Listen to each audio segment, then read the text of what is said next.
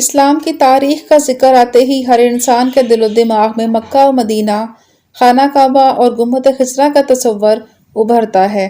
خانہ کعبہ کو جب ابراہہ کے لشکر نے گرانا چاہا تو اللہ نے چھوٹے سے پرندے ابابیل کے ذریعے ابراہہ اور اس کے ہاتھیوں کے لشکر کو کس طرح نیست و نابود کیا، اس کی مثال تاریخ میں نہیں ملتی۔ اس واقعے کے بعد کعبہ کی ہیبت لوگوں کے دلوں میں ایسی بیٹھی کہ دور دور سے لوگ کعبہ کو دیکھنے کے لیے عرب آنے لگے۔ اس واقعہ کے 70 دن بعد ربیع الاول 570 عیسوی میں ہمارے پیارے نبی صلی اللہ علیہ وآلہ وسلم کی مبارک پیدائش ہوئی۔ حضور پاک صلی اللہ علیہ وآلہ وسلم حضرت عبد المطلب کے سب سے چھوٹے فرزند حضرت عبداللہ کے ہاں پیدا ہوئے۔ حضرت عبداللہ کا انتقال حضور پاک صلی اللہ علیہ وآلہ وسلم کی پیدائش سے 6 ماہ قبل ہی ہو گیا تھا، لہٰذا نبی کریم اس دنیا میں یتیم پیدا ہوئے۔ نبی کریم صلی اللہ علیہ وآلہ وسلم کی والدہ کا نام حضرت آمنہ ہے اور حضرت آمنہ نے آپ کا نام احمد رکھا، جبکہ حضرت عبد المطلب جو کہ حضور پاک صلی اللہ علیہ وسلم کے دادا تھے، وہ اپنے پوتے کو گود میں اٹھا کر کعبۃ اللہ لے گئے اور انہوں نے آپ کا نام محمد رکھا، جو کہ اہل عرب کے لیے بالکل ایک نیا نام تھا۔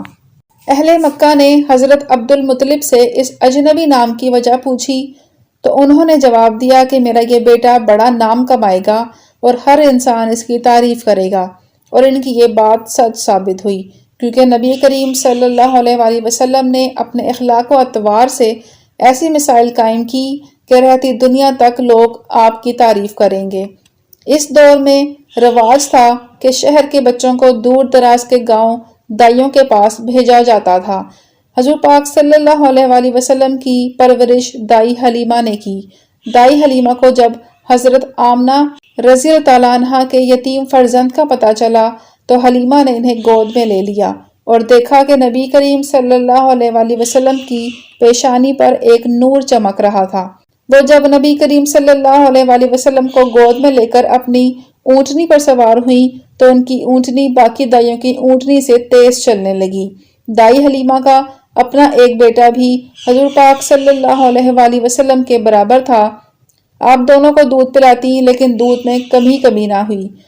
حضور پاک صلی اللہ علیہ وآلہ وسلم کے ان کے گھر جاتے ہی ان کی بکریوں نے برتن بھر بھر کر دودھ دینا شروع کر دیا۔ دائی حلیمہ کو حضور پاک صلی اللہ علیہ وآلہ وسلم کو گود میں لیتے ہی ایک خاص قسم کا روحانی اور قلبی سکون ملا۔ دائی حلیمہ اور ان کے شوہر بہت خوش تھے کیونکہ یہ بچہ ان کے لیے خوش قسمتی کی نوید لے کر آیا تھا۔ آپ صلی اللہ علیہ وآلہ وسلم بچپن ہی سے نہایت نفیس طبیعت تھے، نہ کسی چیز کے لیے ضد کرتے، نہ رو کر دائی حلیمہ کو تنگ کرتے، بلکہ جو بھی کھانے کو ملتا وہ بھی اپنے دودھ شریک بھائی بہن کے لیے چھوڑ دیتے۔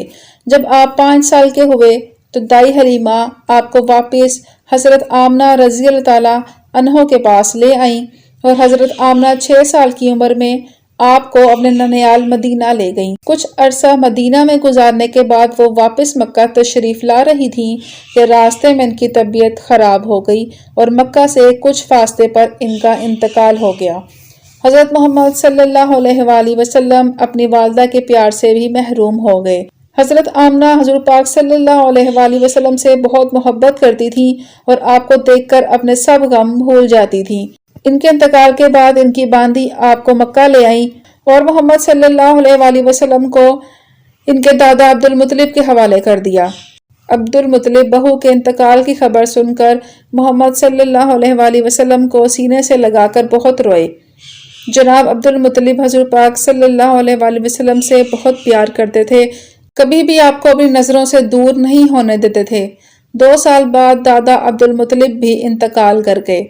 جاتے ہوئے 8 سال کی عمر میں حضرت محمد صلی اللہ علیہ وآلہ وسلم کو اپنے بیٹے ابو طالب کے سپرد کر گئے۔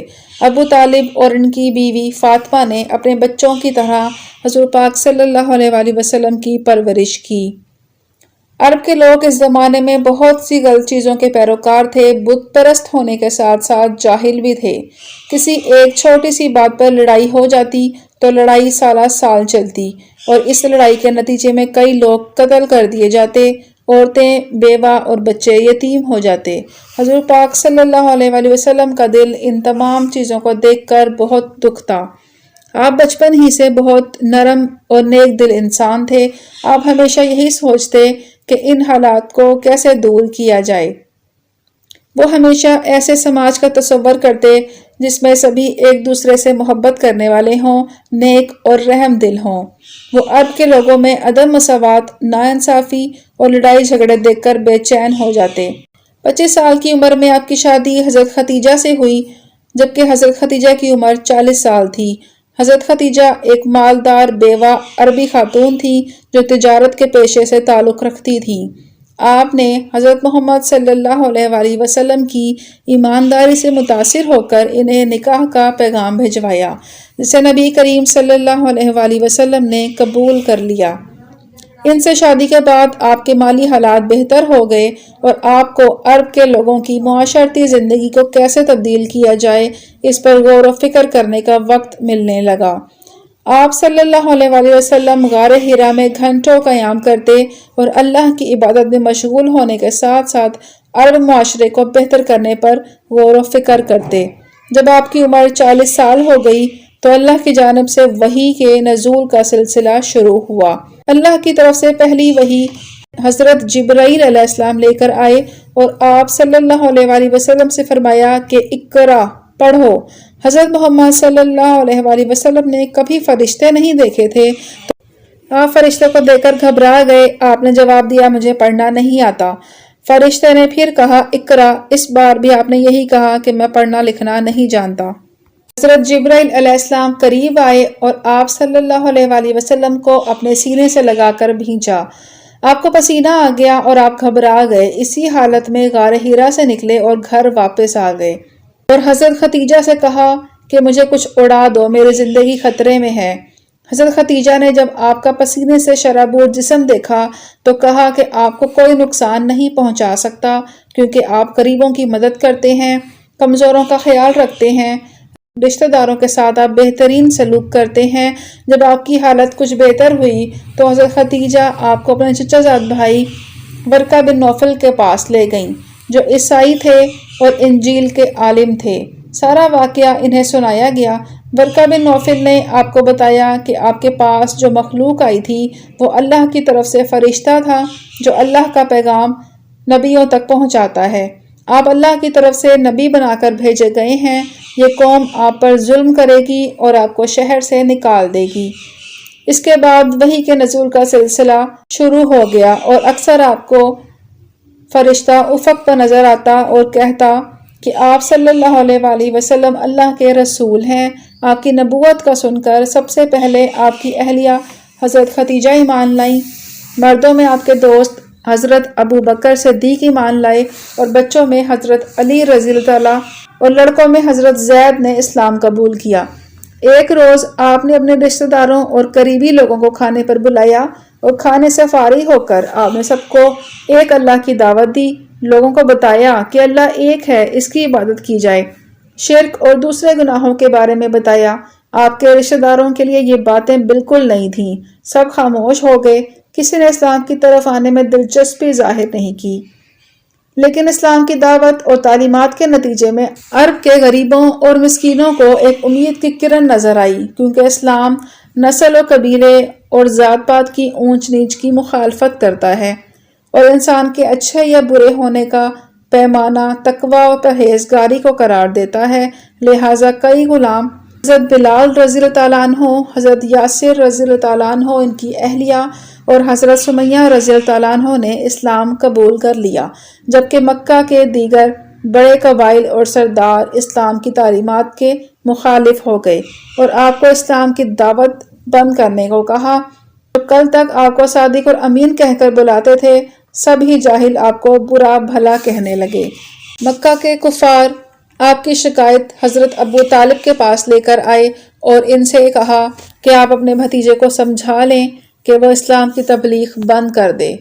ان کے کہنے پر حضرت ابو طالب نے حضور پاک صلی اللہ علیہ وآلہ وسلم کو بلایا اور کہا کہ اے بھتیجے، میں اب کمزور ہو چکا ہوں، تم کیوں مجھ پر اتنا بوجھ ڈال رہے ہو جو میں برداشت نہیں کر سکتا، اور میں دیکھتا ہوں کہ سارا مکہ تمہارے خلاف ہے، لیکن نبی کریم صلی اللہ علیہ وسلم نے فرمایا کہ اگر یہ لوگ میرے ایک ہاتھ پر سورج اور دوسرے ہاتھ پر چاند بھی رکھ دیں تو تب بھی میں اسلام کی تبلیغ سے باز نہیں آؤں گا، کیونکہ یہ حق کی دعوت ہے اور مجھے اس کام کے لیے مبعوث فرمایا گیا ہے۔ ان کا یہ جواب سن کر حضرت ابو طالب نے انہیں اپنا مشن جاری رکھنے کا کہا۔ اسلام قبول کرنے والے لوگوں پر ان کے آقا اور اہل و عیال ظلم و ستم ڈھانے لگے۔ حضرت عثمان رضی اللہ تعالیٰ عنہ جو کہ ایک مالدار گھرانے سے تعلق رکھتے تھے، ان کے چچا نے انہیں رسیوں سے جکڑ کر کمرے میں بند کر دیا۔ حضرت یاسر، حضرت بلال اور حضرت سمیہ کے آقاؤں نے انہیں واپس بت پرستی کی طرف لوٹ آنے کا کہا۔ انہوں نے طرح طرح کے ظلم و ستم برداشت کیے لیکن اسلام کا دامن نہ چھوڑا۔ نیک اور سمجھدار لوگ اس دعوت سے متاثر ہو رہے تھے۔ جیسے جیسے آپ کا دعوت کا سلسلہ بڑھ رہا تھا، ایسے ہی لوگ آپ کے مخالف بھی ہوتے جا رہے تھے۔ ابو جہل اور ابو سفیان آپ کے خلاف سازشیں کرتے رہے۔ مکہ والوں نے ظلم و ستم کی انتہا کر رکھی تھی۔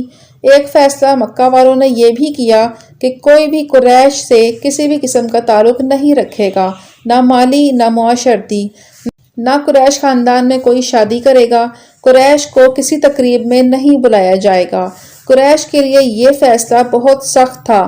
سماجی بائیکاٹ کے نتیجے میں ان کے پاس کھانے پینے کی اشیاء ختم ہو گئیں۔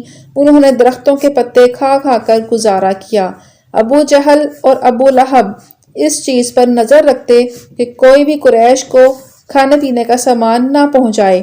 قریش نے اس سماجی بائیکاٹ کے نتیجے میں 3 سال ایک گھاٹی شیب ابی طالب میں گزارا کیا، لیکن نبی کریم صلی اللہ علیہ وآلہ وسلم کے پایہ استقلال میں ذرا بھی لغزش نہیں آئی۔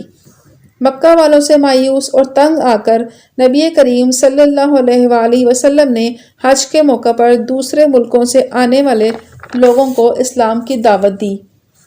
مدینہ سے آنے والے لوگوں نے خوشی خوشی اسلام قبول کیا اور واپس مدینہ جا کر حضرت محمد صلی اللہ علیہ وآلہ وسلم کو مدینہ آنے کی دعوت بھیجی۔ اہل مدینہ اپنے پڑوسی یہودیوں سے سنتے تھے عرب کی زمین پر ایک نبی آنے والے ہیں جو حق کی دعوت دیں گے اور برائی سے روکیں گے۔ انہوں نے اسلام کی دعوت کو بغور سنا اور انہیں یقین ہو گیا کہ یہ وہی سچے نبی ہیں۔ اگلے آنے والے سالوں میں مزید لوگ حج کے لیے آئے اور اسلام قبول کر کے چلے گئے۔ مکہ والوں کے ظلم و ستم سے تنگ آ کر مکہ سے ایک وفد حبشہ کی طرف روانہ ہوا۔ حبشہ میں ایک انصاف پسند حکمران نجاشی کی حکومت تھی۔ جب مکہ والوں کو ہجرت حبشہ کی خبر ہوئی تو انہوں نے بھی ایک وفد نجاشی کے دربار میں بھیجا کہ ہمارے ملک سے کچھ باغی لوگ آپ کے علاقے میں رہنے آئے ہیں، انہیں واپس ہمارے حوالے کر دیا جائے۔ نجاشی نے مسلمانوں کے وفد میں سے سب سے قابل شخص کو طلب کیا۔ چنانچہ حضرت جعفر طیار حاضر ہوئے اور انہوں نے اسلام کی تعلیمات کے مطابق نجاشی کے دربار میں ایک تقریر کی۔ اسلام کی تعلیمات سن کر نجاشی نے کہا کہ اللہ کی قسم یہ وہی تعلیمات ہیں جو ہمارے نبی حضرت عیسیٰ لے کر آئے تھے۔ نجاشی نے مسلمانوں کو کہا کہ وہ حبشہ میں عزت و احترام کے ساتھ رہ سکتے ہیں، چنانچہ اہل کفار کا وفد ناکام لوٹا۔ اس طرح صرف عرب کے لوگ ہی نہیں بلکہ دوسرے ملکوں اور علاقوں کے لوگ اسلام قبول کرتے جا رہے تھے، جبکہ اہل مکہ کو یہ بات کسی صورت برداشت نہیں تھی۔ ہر طرح کے بائیکاٹ کے باوجود اسلام پھیلتا ہی جا رہا تھا۔ اسی دوران مکہ کے 2 با اثر شخصیات حضرت حمزہ رضی اللہ تعالیٰ عنہ جو کہ حضور پاک صلی اللہ علیہ وآلہ وسلم کے چچا بھی تھے، اور حضرت عمر فاروق رضی اللہ تعالیٰ عنہ نے اسلام قبول کر لیا۔ اس سے اسلام کو بہت فائدہ ہوا۔ ان کے اسلام لانے سے اہل اسلام سر عام کعبۃ اللہ کی عبادت کرنے لگے۔ اسی دوران آپ کی اہلیہ حضرت ختیجہ رضی اللہ تعالیٰ عنہا اور آپ کے چچا ابو طالب رضی اللہ تعالیٰ عنہ انتقال کر گئے۔ یہ دونوں ہی حضور پاک صلی اللہ علیہ وآلہ وسلم کے بہت قریب تھے۔ اسی سال کو عام الحزن یعنی غم کا سال بھی کہتے ہیں۔ ابو طالب کی زندگی تک مکہ والوں کی ہمت نہیں تھی کہ وہ حضور پاک صلی اللہ علیہ وآلہ وسلم کو کچھ کہتے، لیکن حضرت ابو طالب کے انتقال کے بعد مکہ والوں نے حضور پاک صلی اللہ علیہ وآلہ وسلم کو نعوذ باللہ قتل کرنے کی سازشیں شروع کر دیں۔ چنانچہ 622 عیسوی میں کفار مکہ نے آپ کو قتل کرنے کا پلان بنایا۔ اللہ نے حضور پاک صلی اللہ علیہ وآلہ وسلم کو وحی کے ذریعے اس سازش کی خبر دے دی۔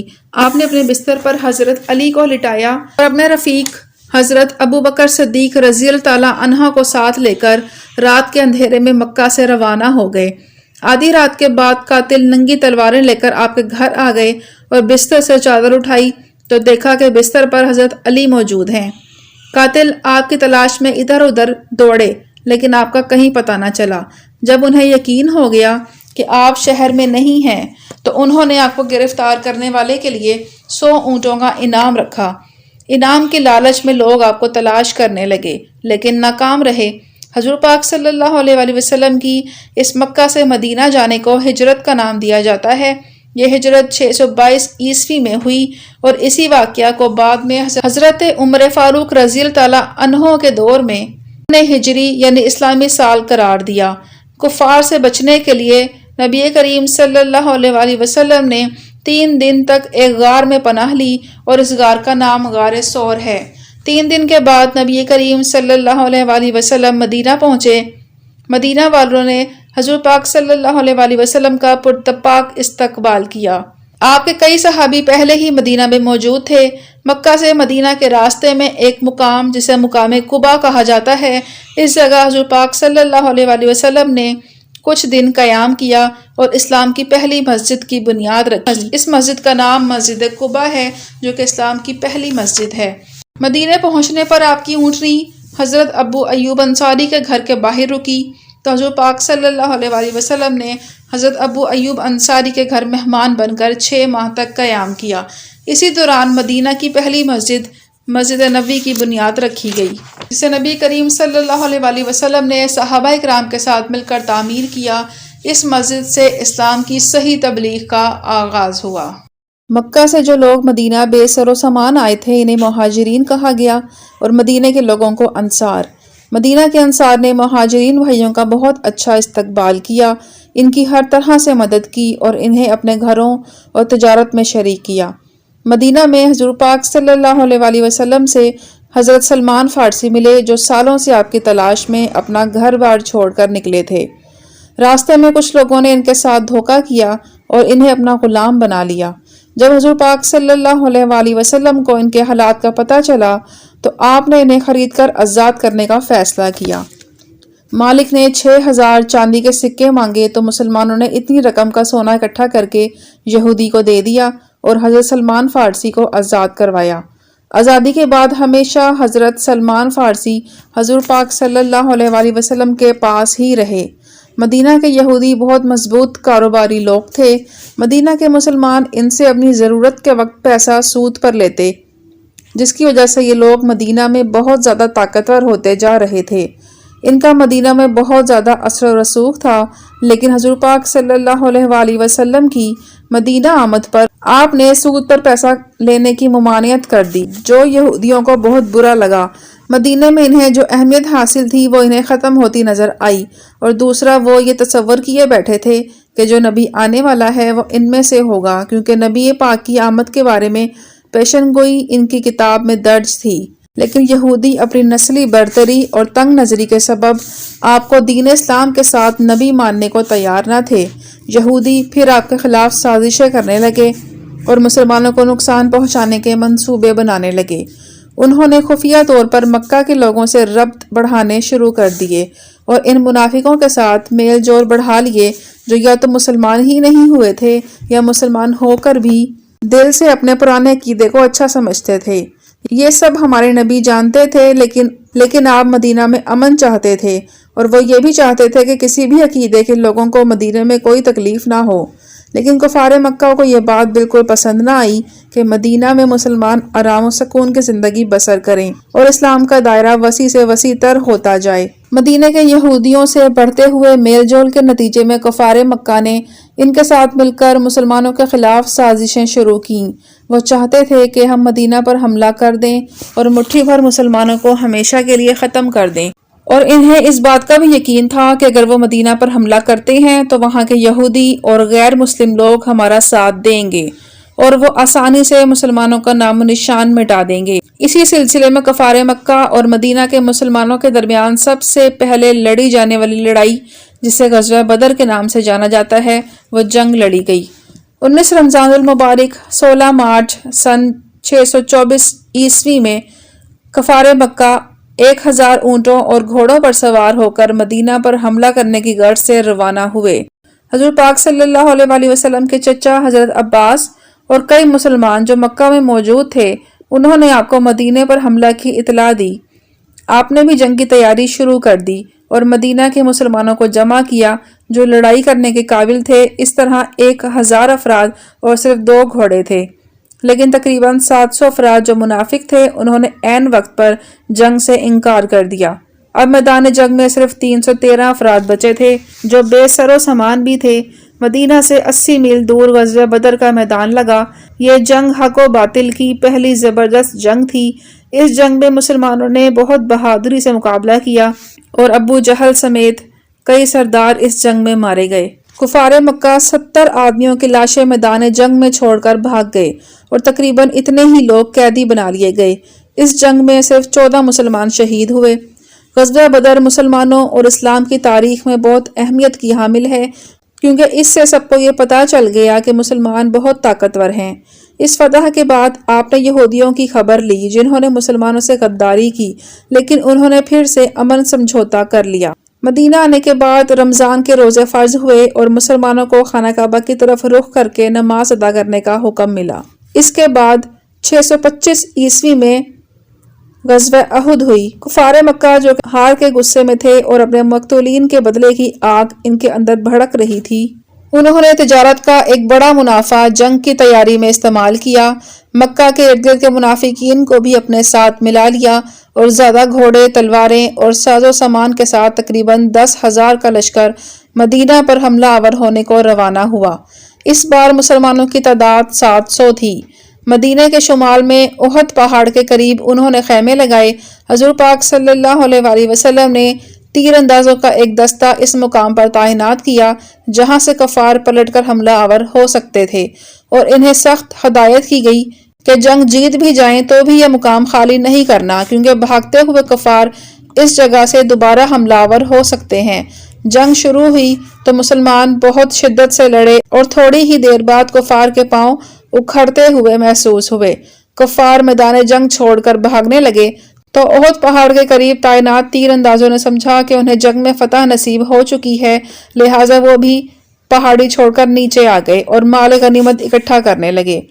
بھاگتے ہوئے کفار نے جب دیکھا کہ پہاڑی والی جگہ خالی ہو چکی ہے تو انہوں نے پلٹ کر اونچی جگہ سے دوبارہ حملہ کر دیا، اور اچانک حملہ ہونے کی وجہ سے مسلمان گھبرا گئے۔ اب کفار نے دونوں طرف سے حملہ کر دیا۔ اس افراتفری میں بہت سے مسلمان شہید ہو گئے اور حضور پاک صلی اللہ علیہ وسلم کے چچا حضرت حمزہ رضی اللہ تعالیٰ عنہ کو ایک وحشی نے نیزہ مار کر شہید کر دیا۔ یہاں تک کہ کفار حضور پاک صلی اللہ علیہ وسلم کے کیمپ تک پہنچ گئے اور ایک کافر نے آپ پر اتنا زوردار حملہ کیا کہ آپ کے دندان مبارک اس جنگ میں شہید ہوئے۔ پھر مسلمانوں نے دوبارہ بہت بہادری سے جنگ لڑی اور کفار مکہ کو پیچھے ہٹنے پر مجبور کر دیا، لیکن تیر اندازوں کے دستے کی ایک غلطی کی وجہ سے اس جنگ میں مسلمانوں کا کافی نقصان ہوا۔ ابو سفیان نے جاتے جاتے کہا کہ ہم اگلے سال پھر حملہ کریں گے۔ اس کے بعد غزوہ خندق ہوئی۔ ابو سفیان نے واپس مکہ آ کر ایک اور بڑی جنگ کی تیاری شروع کر دی۔ حضور پاک صلی اللہ علیہ وسلم کو جب اس بات کا پتہ چلا تو انہوں نے مسلمانوں کو مشورہ کرنے کی غرض سے جمع کیا تو حضرت سلمان فارسی نے بتایا، جب ایران میں ہمیں کسی بڑے حملے کا خطرہ ہوتا ہے تو ہم شہر کے اطراف بڑی کھائی کھود کر شہر کا دفاع کرتے ہیں۔ یہ بات سب کو پسند آئی، چنانچہ مدینہ کے اطراف کھائی یا خندق کھودنے کا اہتمام شروع ہوا۔ نبی کریم صلی اللہ علیہ وسلم نے صحابہ اکرام کے ساتھ مل کر خندق کی کھدائی میں برابر حصہ لیا۔ 5 گز گہری اور 5 گز چوڑی خندق کھودی گئی۔ خندق کے قریب مسلمان دشمن کا مقابلہ کرنے لگے۔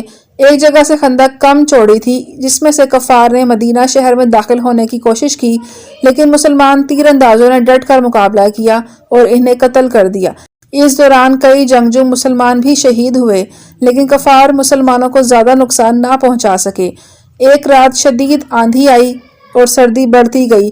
اور کفار کے خیمے آندھی کے سبب اکھڑ گئے، ان کے گھوڑے رسیاں توڑ کر بھاگ گئے، کھانے کے برتن الٹ گئے۔ آندھی نے ان پر اس قدر خوف مسلط کر دیا، ان میں مزید مسلمانوں سے لڑنے کی ہمت باقی نہ بچی تھی، لہٰذا انہوں نے واپس پلٹنے میں ہی عافیت سمجھی۔